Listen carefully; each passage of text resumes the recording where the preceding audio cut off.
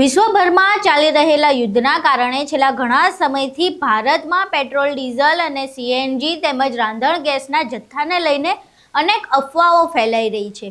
એવામાં એક મહત્વના સમાચાર સામે આવ્યા છે, જેમાં કેન્દ્ર સરકારે કોમોડિટી એક્ટ હેઠળ ગેસ વિતરણ માટે એક નવો પ્લાન તૈયાર કર્યો છે।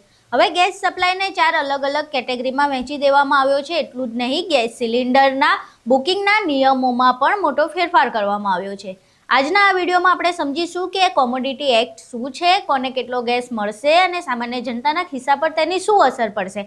આ સિવાય યુદ્ધના કારણે ભારતમાં પેટ્રોલિયમ તેમજ ગેસના જથ્થામાં કોઈ ફેરફાર પડશે, સામાન્ય જનતાને કોઈ તકલીફ પડશે કે કેમ, તમામ વિશે વિગતવાર ચર્ચા કરીશું। નમસ્કાર, તમે જોઈ રહ્યા છો ચક્રવાત ન્યૂઝ, હું આપની સાથે હેમંત।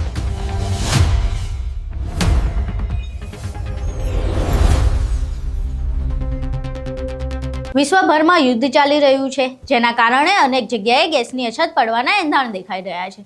પરંતુ આ પરિસ્થિતિનો સામનો કરવા અને ગેસની અછત ન સર્જાય તે માટે સરકારે મહત્વના પગલાં લીધા છે અને સપ્લાયને 4 ભાગમાં વહેંચી દેવામાં આવી છે, જે હેઠળ સૌથી પહેલું પ્રાધાન્ય સરકારે સામાન્ય જનતા એટલે કે તમારા અને મારા જેવા લોકોને આપ્યું છે।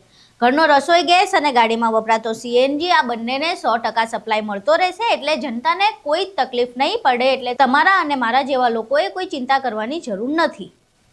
ત્યારબાદ બીજી કેટેગરીમાં ખેતી એટલે કે ખાતર બનાવતી ફેક્ટરીઓને 70% ગેસ મળશે, પરંતુ શરત એટલી રહેશે કે તેમને સાબિત કરવું પડશે કે આ ગેસનો ઉપયોગ ફક્ત ખાતર માટે જ કરવામાં આવી રહ્યો છે। અને નેશનલ ગ્રીડ સાથે જોડાયેલી ચાની ફેક્ટરીઓ અને મોટા ઉદ્યોગોને તેમની જરૂરિયાત મુજબ 80% ગેસ ફાળવવામાં આવશે।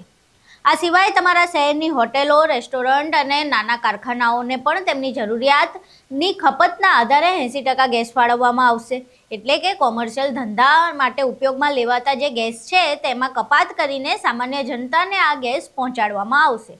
હવે વાત કરીએ નિયમની, જે સીધી રીતે તમારી રસોઈ સાથે જોડાયેલો છે।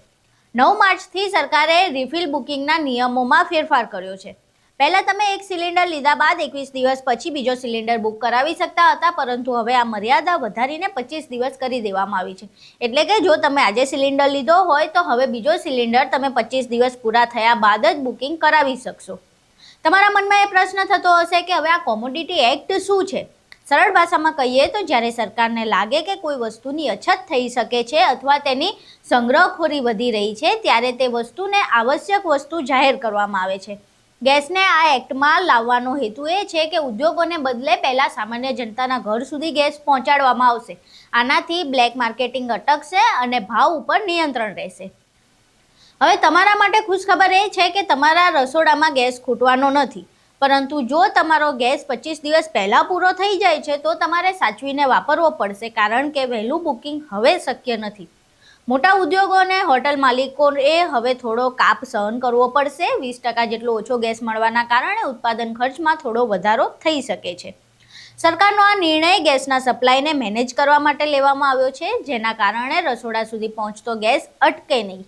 હવે એ વાત પર ખાસ ધ્યાન રાખવી પડશે કે પેનિકમાં આવીને કોઈ પણ પ્રકારની સંગ્રહખોરી આપણે કરવાની નથી। સરકારે તમામ વ્યવસ્થા માટે પૂરતી તૈયારીઓ કરી લીધી છે અને બને ત્યાં સુધી તમામ ઈંધણનો ઉપયોગ આપણે સાવચેતીપૂર્વક કરવો, જેથી તેનો વ્યય ઓછો થાય। બાકી આ નવા ફેરફારો વિશે તમારું શું માનવું છે? શું 25 દિવસનો નિયમ યોગ્ય છે? તમારા જે મંતવ્યો છે અમને કોમેન્ટ બોક્સમાં જરૂર જણાવજો। જો અમારો વિડીયો પસંદ આવ્યો હોય તો વિડીયોને લાઇક કરો, શેર કરો અને ચેનલને સબસ્ક્રાઇબ કરવાનું ભૂલશો નહીં। નમસ્કાર।